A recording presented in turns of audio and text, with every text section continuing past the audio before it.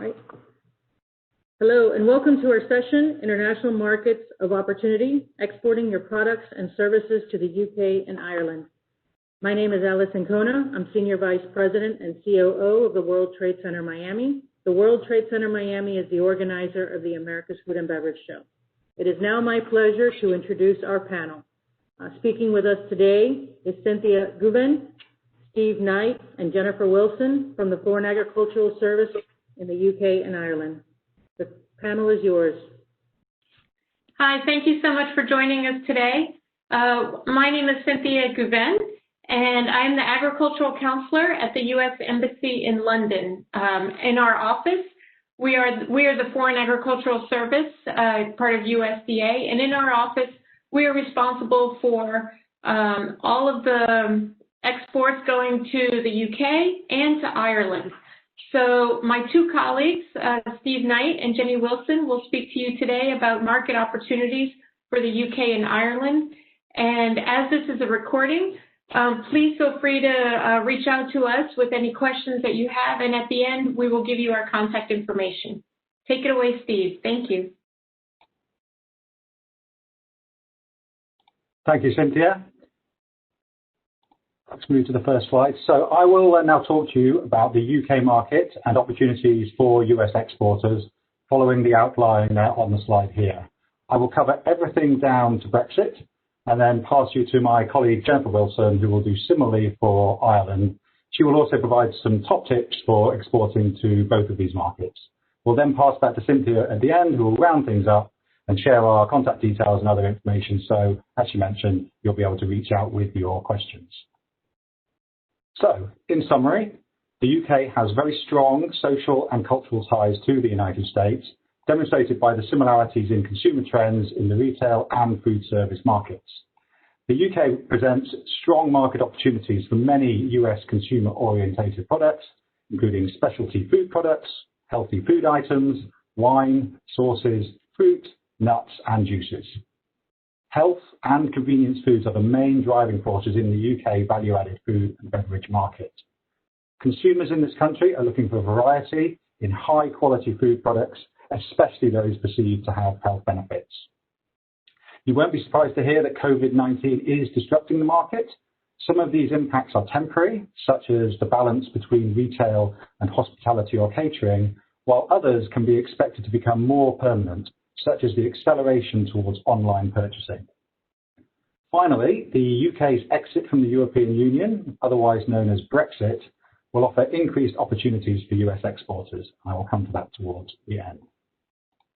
Let me move to my next slide. So I'm going to start with a market overview. The UK is the third largest economy in Europe after Germany and France.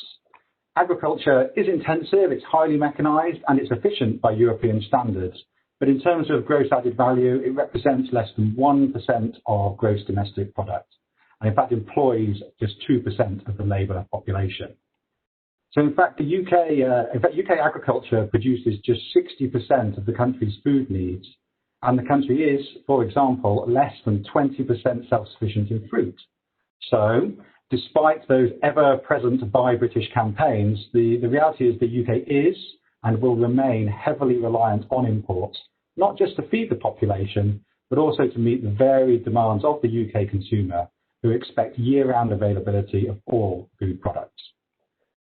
The good news, the UK is very receptive to goods and services from the United States. With its near 3 trillion GDP, the UK is the United States' top European market, and in fact is the 5th largest market in the world for all goods after Canada, Mexico, China, and Japan.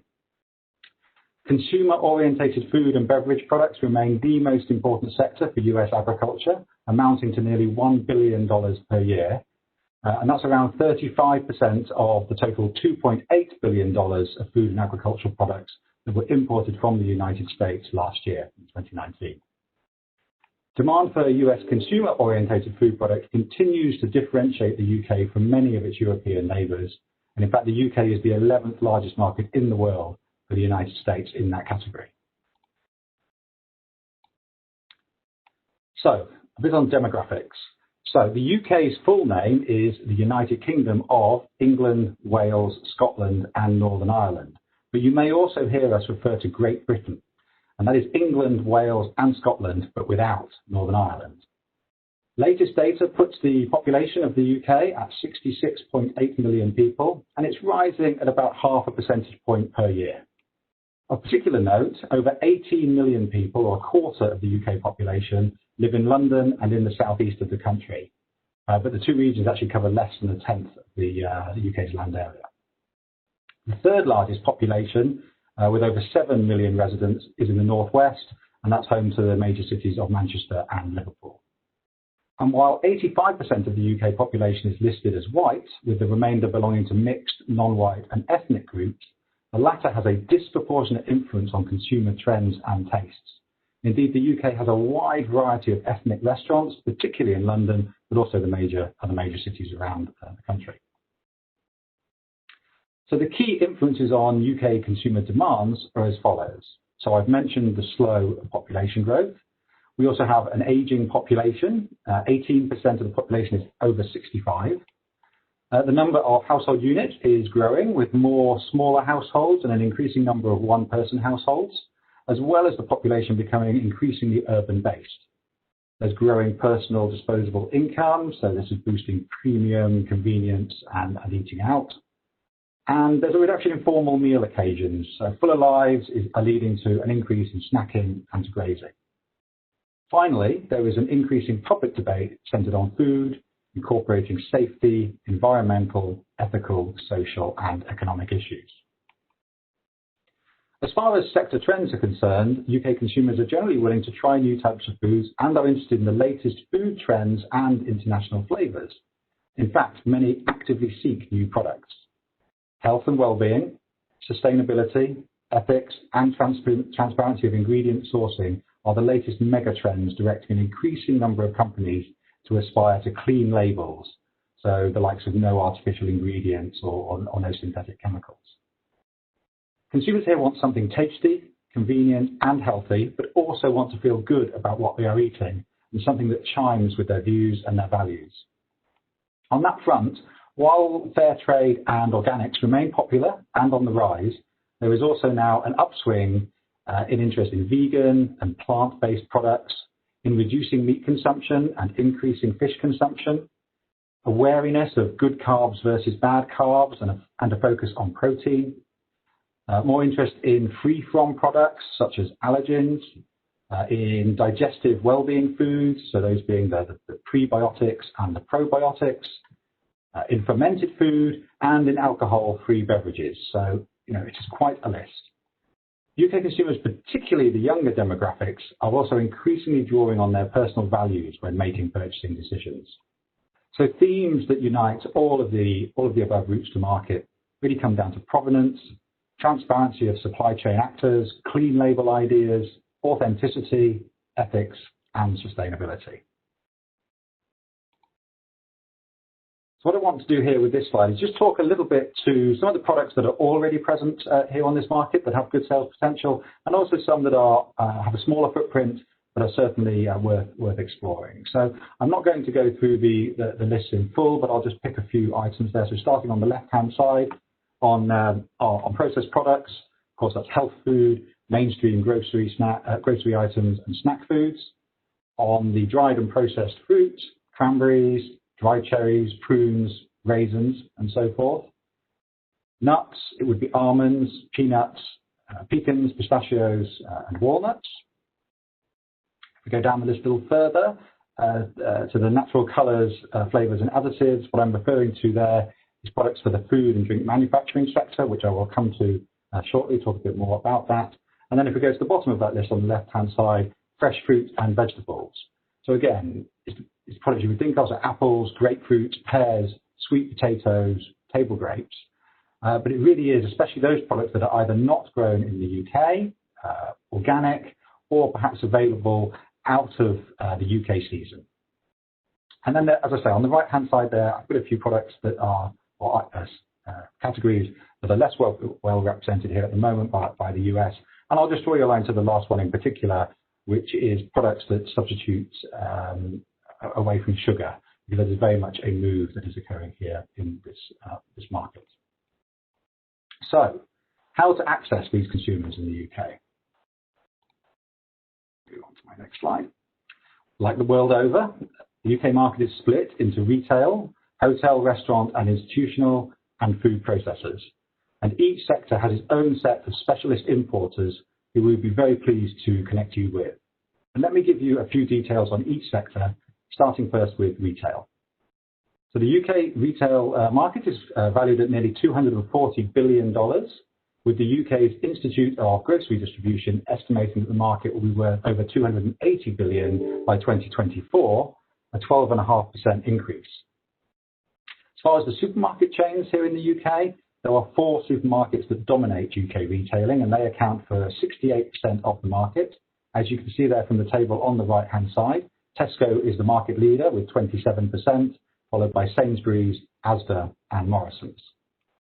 In general, each chain focuses on a specific market segment. So, for example, Tesco targets the middle market, providing economy and upscale products. Sainsbury's is pitched slightly upmarket of Tesco's, with Asda slightly below Tesco, and so on. However, there is significant overlap between the retailers, and so price wars are a regular feature of the market as each one tries to capture a little more market share from the other. Also looking at the list, I think it's worth highlighting Aldi and Lidl. They are both discounters and are relative newcomers to the UK market, but are expanding very rapidly. As you can see, they already have a combined market share of 14%, and that is only growing. Not on the list, but they're in the other category and worth mentioning, is Costco. They have 27 stores here in the UK, and again, rising, and they stock a large range of US food products. While it is true to say that US food products can be found in many of the other retailers, Costco is certainly leading the way. I also want to mention internet and online shopping.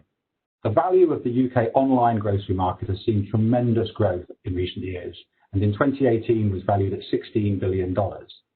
Online grocery sales are predicted to grow 60%, so to around $26 billion by 2023, as the internet becomes more widely used and relied upon by UK shoppers. Necessarily, COVID-19 is accelerating this switch. Online grocery shopping is now offered by all of the major UK supermarket chains, and innovations such as grocery click and collect have also helped the popularity of this service. Click and collect allows customers to order all of their grocery items online, but then drive to the supermarket to actually collect it from a designated point.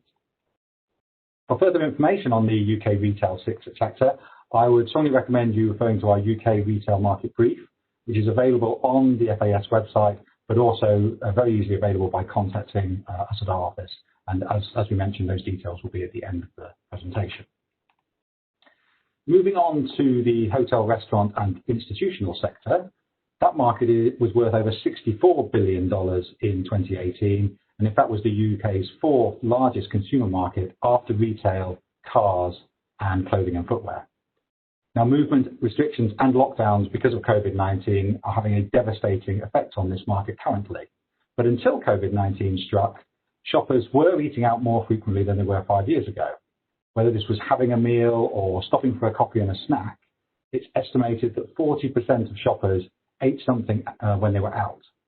In addition, 45% of UK consumers were eating out or having food delivered at least once per week. Now again, COVID-19 has impacted this business, but the sector is adapting by increasing home deliveries or takeaways rather than offering that eat-in experience. In normal times, about 3 million meals are eaten at work every day, of which 2 million are prepared by contract caterers. British consumers are exposed to many different cuisines from around the world, with non-European foods being popular. In fact, as many as 7 out of 10 Britain states that they like and eat non-European styles of food. The food service sector alone serves 8.6 billion meals a year, and that amounts to around 39,000 every single minute. Again, this is just the tip of the iceberg. There's a lot more information on the HRI sector, and that is also available in a UK-specific HRI report on the FAS website, or again, by contacting our office. So finally, looking at my slide, the last category there is food processors. Now, the food and drink sector here in the UK is the single largest employer in the manufacturing sector, and food and drink is also the largest manufacturing sector in the UK. It has an annual turnover of $135 billion. UK multinationals, such as Unilever and Diageo, are among the largest in Europe, but also many US companies, Kraft, PepsiCo, Kellogg's, ADM, Conagra, excuse me, and Cargill, also have substantial interest here in the UK. Given its size, the sector is a significant importer of food ingredients, both processed and unprocessed. Indeed, the UK is a key market for US intermediate agricultural products, so those that are lightly processed. And here I'm thinking of grains, dry fruits, nuts, beans, and other legumes and seeds. Although some of these products are of course consumed directly as snacks, the vast majority are destined to be utilised as ingredients in the manufacture of UK finished goods. Continual innovation and reformulation drives new product development activity here, and proactive sourcing of new, smarter, safer and healthier ingredients. However, with this comes a high bar for technical specifications, traceability and compliance with private certification schemes. It's also worth noting that chilled convenience food is more dominant here than it is in the United States, driving demand for exotic ingredients to meet ethnic or local flavour requirements in recipe development. So just a couple of moments on rules and regulations. The UK currently follows EU policies regarding labelling and ingredient requirements and will continue to do so after Brexit. However, in time, we would expect there to be some divergence. For the time being, the EU FAIRS report, and to give it its full title, the Food and Agricultural Import Regulations and Standards Country Report, it will stick with FAIRS. That report, produced by our sister office in Brussels, would be your go-to point for addressing labelling and ingredient requirements. And again, that can be found via the FAS website. On general import and inspection procedures, the UK currently has the same import duty system as the EU, but from the 1st of January next year will impose its own system called the UK Global Tariff. It's very similar to the EU system. In fact, if anything, it's just very slightly simplified. It's also worth noting that as with similar trade to the United States, animal and plant-based products face additional paperwork requirements when being exported to the UK. The aim being, of course, to protect public, animal and plant health. Again, the UK currently follows the EU regime, but will create a duplicate system post-Brexit, which will start by mirroring the EU regime completely, but with an expectation of divergence over time. So this brings me to my final slide, and quite neatly to Brexit and what it means for you. So following a referendum back in June of 2016, where the UK population voted to leave the European Union, there followed a series of negotiations with the UK, finally departing on January the 31st of this year. Now, it is currently in transition through to the end of December this year, and during this period, all existing trade and other arrangements under the UK's membership of the EU are continuing unchanged. And that'll be why those of you who are already exporting to this market will not have noticed any changes. What will happen from the 1st of January next year remains subject to some uncertainty. But the UK and the EU are still negotiating their future trading relationship. In simple terms, if a trade agreement is not reached in the coming weeks, on January the 1st, the UK will start to trade with the EU on WTO terms. And this will mean that EU products will face a tariff wall when exporting to the UK. In that scenario, this will significantly increase the competitiveness of US products. Now, if a deal is reached, there will still be an element of increased customs checks and paperwork for EU exports to the UK, and likely delays at the UK points of entry for trucks entering from the continental Europe. Again, this will increase the competitiveness of US imports from the 1st of January. Now, in parallel to those negotiations with the EU, the UK is also negotiating trade deals with a number of other trade partners, and that, of course, includes the United States. Once successfully concluded, the US-UK FTA will increase preferential access for US food and agriculture into the UK market. So, as you can see, Brexit in all of its forms means there is much to be positive for US exporters. I will now hand over to my colleague, Jennifer Wilson. Thank you, Steve. I'm sure it will come as no surprise to any of you that we can also say that Ireland has strong historic and cultural ties to the United States. And these connections across the Atlantic can also be seen in Ireland as influential flavours, cuisines, snacking formats, retail franchise concepts, and much, much more. We often have a romantic image of Ireland, and of course that's something that the Irish successfully harness in marketing their own food island to the world. But strolling down the street in Dublin today, you will see a vibrant, forward-looking, diversity-embracing, and educated population. Heavy investment from US multinationals can be credited with getting Ireland back on its feet after the financial crisis of 2008. In fact, Google's EU headquarters is located in Dublin, contributing to the Irish economy being the fastest growing in Europe in 2019, and is a definite nod to the fact that Ireland has the youngest population in Europe, with a third of it under the age of 25. And Ireland's population is growing, currently around 5 million. It will approach 6 million by 2040, and despite 63% of the population living in urban areas, the Irish people can still be considered closer to the farm or the land than their British counterparts. That also means that they are generally more wedded to their traditional local foods and more loyal to the local brands, especially for fresh foods. It also means that the Irish are particularly sensitive to what may be perceived as playing around with Mother Nature. But basically, Ireland mirrors all the trends that can be seen in the UK and most Western societies with access to affordable, safe, and nutritious food. But as with most things, nothing is ever simple. And while avoiding GMO ingredients and aspiring to clean label foods with no nasties is definitely a thing, there's a fervent following for American candy that is clearly labelled as being made with GMO corn, syrup, soy lecithin, and maybe even GM sugar among those Irish teens and tweens, and a cult following within groups of young people for iconic products such as marshmallow fluff.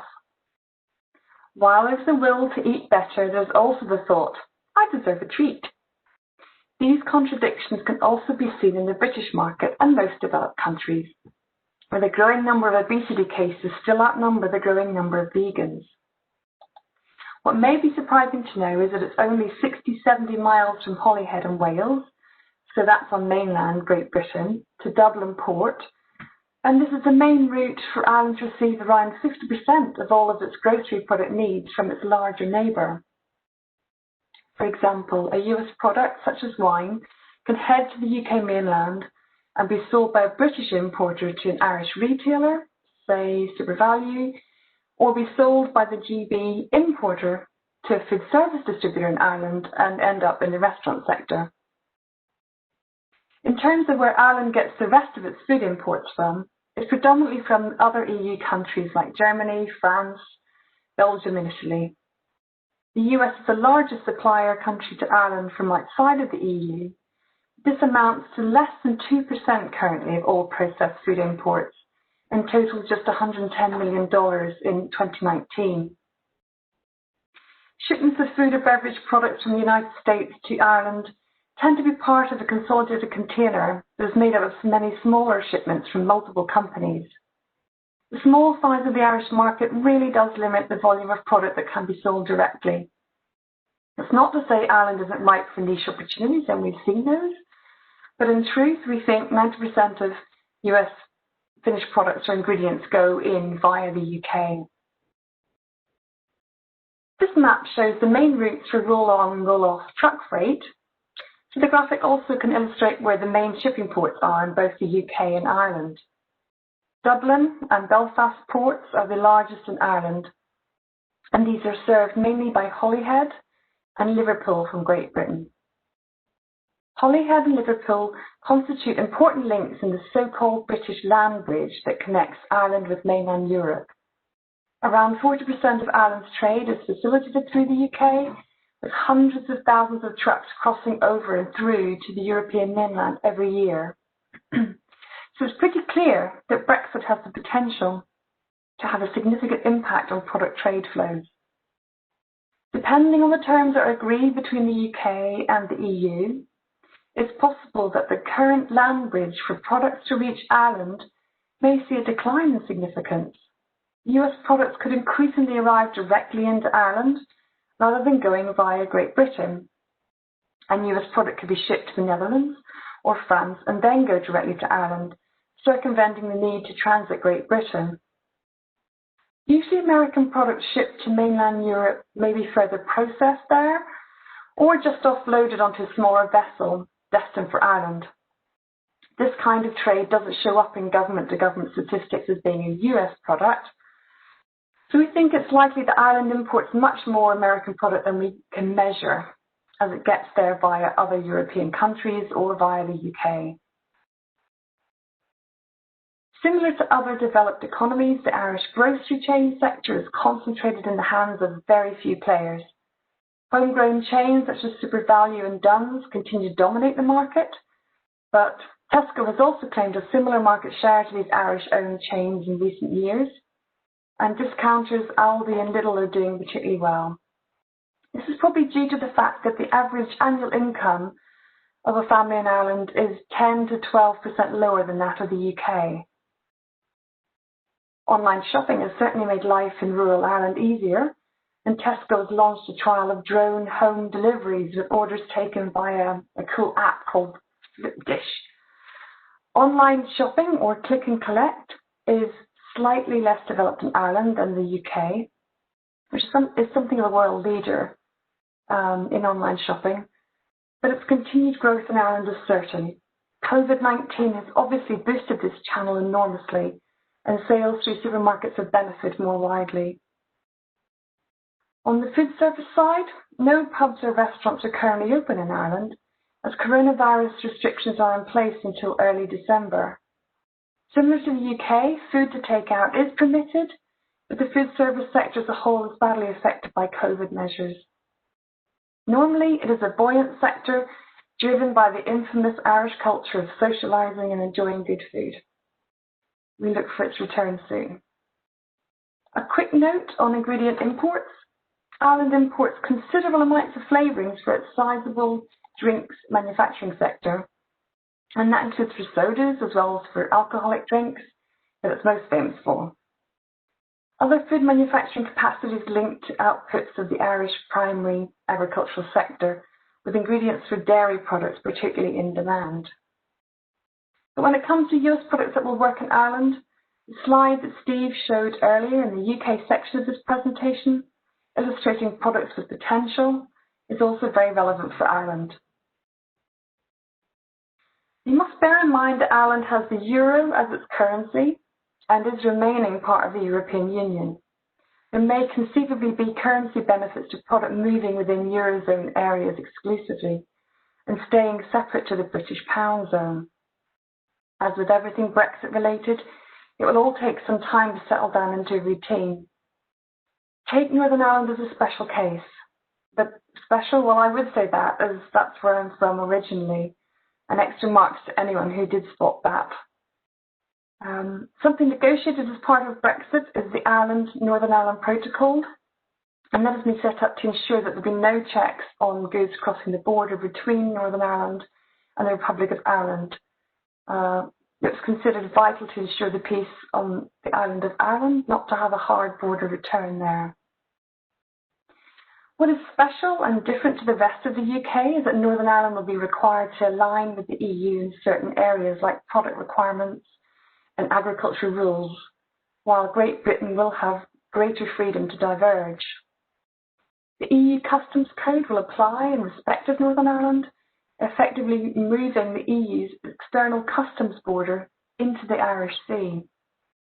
So additional checks on goods moving from Great Britain to Northern Ireland will be required.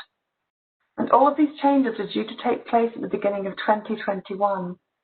So it may be that there are some delays in transit of goods as paperwork is checked, new procedures are worked out, and trucks are held in line.